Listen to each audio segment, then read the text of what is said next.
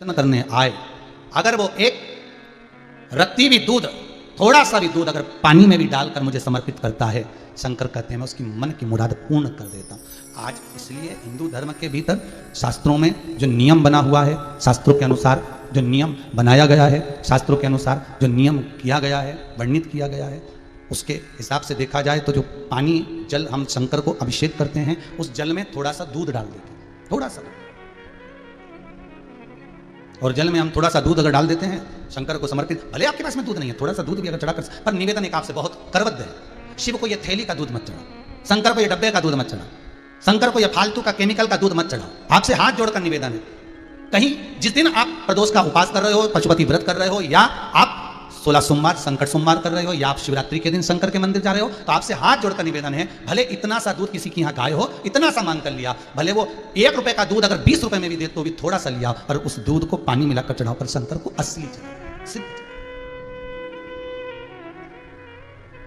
समर्पण। ओघड़दानी को हम जो समर्पित करें वो श्रेष्ठ हो, वो सिद्ध हो,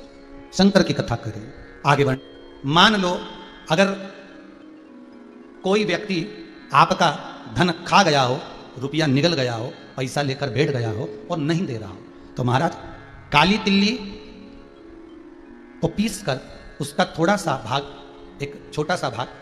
शिवपिंडी जैसी तैयार कर लीजिए, काली तिल्ली की शिवलिंग तैयार कर लीजिए, उस शिवलिंग को शमी के पेड़ के नीचे या बेलपत्री के पेड़ के नीचे उसका पूजन कर दीजिए। जिस व्यक्ति से धन लेना है उस व्यक्ति का नाम स्मरण कर आंख का पुष्प, आंकड़े का पुष्प, सफेद जो पुष्प होता है आंख का आंकड़े का, उस पुष्प को समर्पित कर दीजिए। उसके सिवाय आपको कुछ नहीं चढ़ाना, केवल आंख का पुष्प,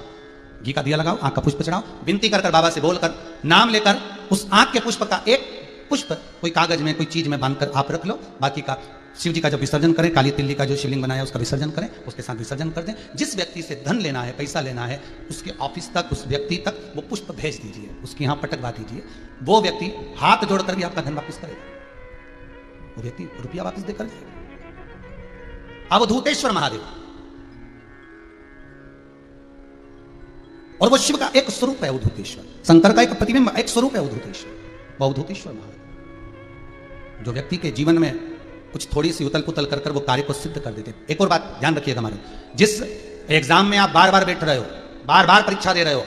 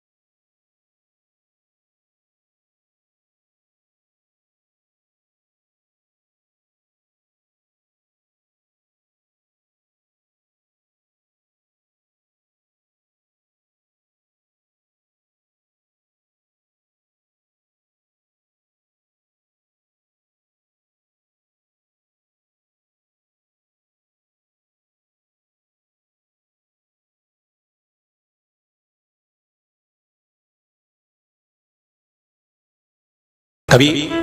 शिव मंदिर में आप भगवान की आराधना करने के लिए जाएं तो जाकर निवेदन करें, जो दूध आप खरीदते हो चढ़ाने के लिए, भले एक बूंद दूध मिले पर गौ माता का मिले, देसी गाय का दूध मिले। एक बूंद भी दूध अगर शंकर पर देसी गाय का चढ़ा दिया तो हजारों महामृत्युंजय मंत्र के बराबर पुण्य प्राप्त होता है।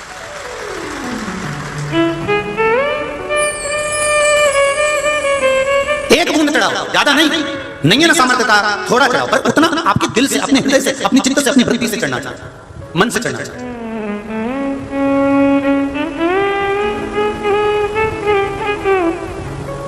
एक बूंद चढ़े।